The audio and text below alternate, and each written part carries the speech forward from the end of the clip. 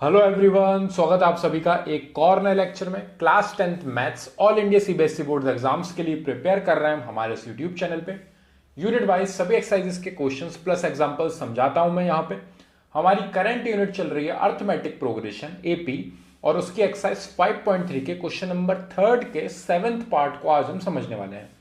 Question number 3 में total 10 parts हैं, जिसमें से 6 पार्ट हम समझ चुके हैं प्रीवियस वीडियोस में। ठीक है, आज का जो हमारा क्वेश्चन है वो 7th पार्ट है। इन एन एपी, यहां पे हमें एपी गिवन नहीं दी है, लेकिन उस एपी की कुछ इंफॉर्मेशन प्रोवाइड करी है उन्होंने हमें गिवन दे रखा है उन्होंने फर्स्ट टर्म ए हमें दे रखा है 8। सो सॉल्यूशन में सबसे पहले हम जो गिवन चीजें उन्हें मेंशन कर लेते हैं।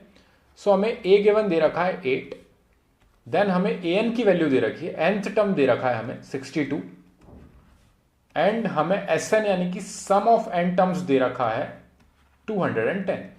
ये तीन चीजें हमें प्रोवाइड करी गई हैं। फाइंड करके क्या लाना है, हमें एन की वैल्यू फाइंड करनी है जो कि अननोन है, और कॉमन डिफरेंस यानी कि स्मॉल डी आपको फाइंड करके लाना है। ये दो चीज फाइंड करने के लिए इसलिए उन्होंने हमें दो इंफॉर्मेशन प्रोवाइड करी है ऐसी जिनकी हेल्प से हम एन और डी निकाल सकें। अब यहां पे आपके पास फर्स्ट टर्म अवेलेबल है, आपके पास एपी अवेलेबल नहीं है। अगर एपी अवेलेबल होती तो क्वेश्चन बहुत ही सिंपल हो जाता। सो यहां पे आपको इन दोनों में से किसी एक इक्वेशन में सबसे पहले ले जाके उस ए की वैल्यू को रखना है, उसके बाद देखना है कि आप आगे क्या कर सकते हो इस क्वेश्चन में।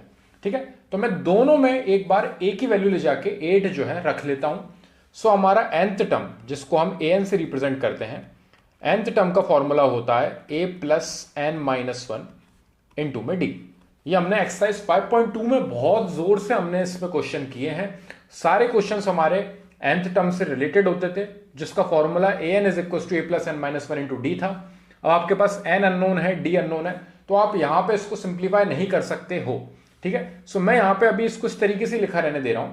मैं सम का फॉर्मूला और लिख लेता हूं, एस एन, जिसको हम सम से रिप्रेजेंट करते हैं। S n is equal to n upon two bracket में 2a plus n minus one into में डी। ये हमारा सम ऑफ एन टर्म्स का फॉर्मूला है। ठीक है, अब यहां पे सम के फॉर्मूले में आप एक और इसको सिंप्लीफाई करके एक स्टेप और आगे बढ़ा सकते हो। एन अपॉन टू ब्रैकेट में ये 2a को आप स्प्लिट कर सकते हो a प्लस ए के टर्म्स में। ठीक है, क्योंकि ट्वाइस ऑफ a है, दो बार आपके पास a अवेलेबल है, जिसको आप a प्लस ए लिख सकते हो। Plus n minus one into में डी आपका जो सिमिलर चला आ रहा है उसको आप लिखा रहने दीजिए। ठीक है, अब यहां पे a plus n minus one into d, ये आपका nth टर्म कहलाता है। आप यहां पे देख सकते हैं a plus n minus one into d is equal to a n. तो आप चाहो तो इसकी जगह पे ए एन लिख सकते हो, यानी कि sum is equal to n upon two bracket में ए प्लस ए एन लिख सकते हो। और इसको लिखने का एक और तरीका होता है, ये ए एन को जो हमारा nth टर्म होता है इसको हम लास्ट टर्म के तरीके से लिखते हैं यहां पे एन अपॉन टू ब्रैकेट में ए प्लस एल। सो आपका जो लास्ट टर्म है वही आपका nth टर्म है। आप चाहो तो ए एन से रिप्रेजेंट कर सकते हो, आप चाहो तो एल से रिप्रेजेंट कर सकते हो। अब अगर मैं a और ए एन की वैल्यू ले जाके यहां पे सब्स्टिट्यूट कर दूंगा, और सम की वैल्यू भी हमारे पास अवेलेबल है, वो है 210, तो मैं यहां पे ये सारी वैल्यूज ले जाके सब्स्टिट्यूट करता हूं। सम की जगह पे वैल्यू आएगी हमारी 210, ये आई हमारी वैल्यू इस side, is equal to n हमें फाइंड करना है। So n upon two bracket में a प्लस एल, यानी कि a plus nth term. a की वैल्यू है 8 और a n की वैल्यू है 62। सो 8 प्लस 62 आ गया हमारा यहां पे ब्रैकेट के अंदर। देखिए क्वेश्चन काफी इजी है, आपको सम ऑफ एन टर्म्स पता है 210 है, जिसका फॉर्मूला आपने यूज किया, उस फॉर्मूले को आपने स्प्लिट कर लिया। आप यहां पे इस तरीके से स्प्लिट नहीं करोगे, जब आप एग्जाम में लिखोगे आपको ये वाला शॉर्ट वर्जन आना चाहिए कि आप इसको a प्लस ए एन के टर्म्स में भी लिख सकते हो, आप चाहो तो इसको a प्लस एल के टर्म्स में भी लिख सकते हो। ठीक है, उसके बाद आपके पास nth टर्म अवेलेबल है 62, उसको ले जाके यहां पे रखना है। आपके पास a अवेलेबल है प्लस का 8, उसको ले जाके यहां पे रखना है। दोनों को ऐड करना है, सम की जगह पे आपका वैल्यू आएगी 210। n की वैल्यू हम फाइंड करेंगे यहां से, और फिर उस n की वैल्यू को फाइंड करके हम ले जाके यहां पे रखेंगे, जिसकी हेल्प से हमारा कॉमन डिफरेंस भी निकल के आएगा।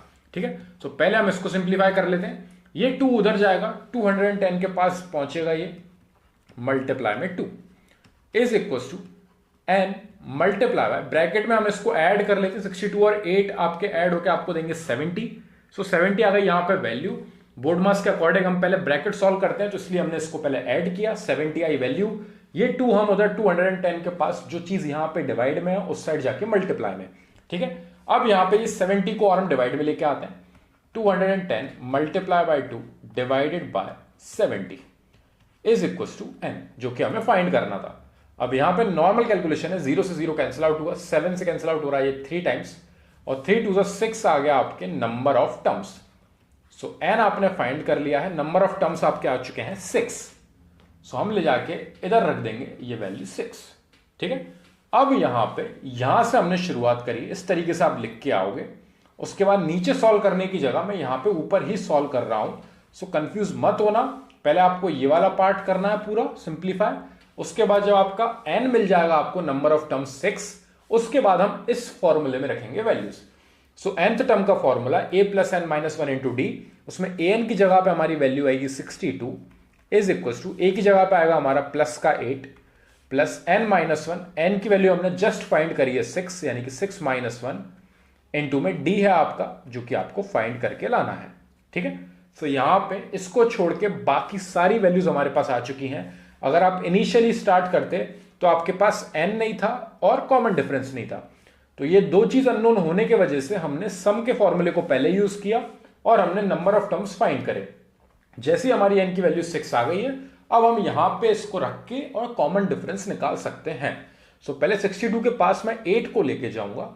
सो जो चीज यहां पे एडिशन में है वहां जाके वो होगी subtract is equal to 6 minus 1, हमारे हुए यहां पे 5 इंटू में डी। ठीक है, जितना सिंप्लीफाई कर सकते थे, यहां पे ब्रैकेट सॉल्व किया हमने बोर्ड मास के अकॉर्डिंग, तो 6 माइनस 1 5 हुआ, मल्टीप्लाई में डी था, ये 8 जो यहां पे एडिशन में था उस साइड जाके सब्ट्रैक्ट हो जाएगा। 62 में से 8 जाएंगे तो हमारी वैल्यू बचेगी 54। 54 is equal to 5 into d. अब ये जो 5 है यहां पे मल्टीप्लाई में उस साइड जाके डिवाइड में पहुंचेगा, यानी कि 54 divided by 5 is equal to d, और ये आपका common difference in the end आके निकलेगा। सो आपका कॉमन डिफरेंस आ गया है 54/5। आप चाहो तो इसको एक बार क्रॉस चेक कर सकते हो, एनसीईआरटी में जाके आप आंसर चेक कर सकते हो। 54/5 आपका फाइनल आंसर है कॉमन डिफरेंस का।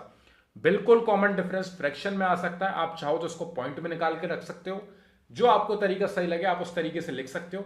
अगर आप 54/5 करोगे, मैं आपको यहाँ पे नॉर्मली डिवाइड करके बता देता हूं। सो 10 टाइम्स आपका 50 हो जाएगा, यहां पे तो आपको कोई दिक्कत नहीं होगी। ये 4 बचेगा, पॉइंट लगाओगे आप 0 बढ़ेगा, 8 × 40। सो यहां पे 10.8 लिख के भी आ सकते हो आप कॉमन डिफरेंस, इसमें भी आपको फुल मार्क्स मिलेंगे। और अगर आप 54/5 इस तरीके से फ्रैक्शन में छोड़ के आओगे तब भी आपको पूरे नंबर मिलेंगे। सो आई होप ये क्वेश्चन आपको समझ में आया हो। इसमें हमारे पास दो चीज अननोन थी, n और common difference, number of terms और कॉमन डिफरेंस हमें फाइंड करके लाना था। हमारे पास nth टर्म अवेलेबल था, हमारे पास सम ऑफ n टर्म्स अवेलेबल था, हमारे पास फर्स्ट टर्म अवेलेबल था, जिसकी हेल्प से हमने सबसे पहले सम के फॉर्मूले को यूज किया, क्योंकि वहां पे हमारा a और an दोनों का यूज हो जाता है, और हमारा सिर्फ n अननोन था जो कि हमने फाइंड करके निकाला, जिसकी वैल्यू है हमारी सॉल्व करने के बाद प्लस का 6। उस प्लस 6 को ले जाके हमने यहाँ पे nth टर्म के फॉर्मूले में वैल्यू रखी, तो आपका जो कॉमन डिफरेंस अननोन है वो आपका इन द एंड आ चुका है 54/5। आई होप ये क्वेश्चन आपको समझ में आया हो। फिर भी कोई डाउट हो तो मेरे को आप कमेंट सेक्शन में जरूर डिस्क्राइब करना, ताकि मैं उसको पहले सॉल्व करूं और फिर हम नेक्स्ट क्वेश्चन पे बढ़ सकें। Thank you very much for watching this video.